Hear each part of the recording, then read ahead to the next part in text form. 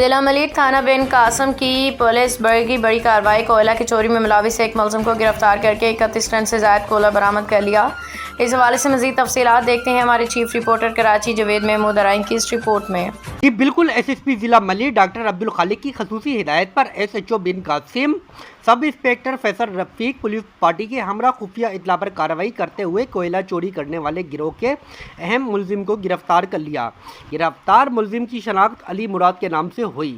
S H O بن قاسم سب inspector Faisal رفیق کے مطابق گرفتار ملزم اپنے ساتھیوں کے ہمراہ مختلف گوداموں سے کوئلہ چوری کر کے اپنے کارخانوں میں ذخیرہ کرتے اور فروخت کرتے تھے۔ گرفتار ملزم اپنے گروہ کے ساتھ مل کر چوری شدہ کوئلے کو ٹرکوں کے ذریعے سپلائی کرتے تھے۔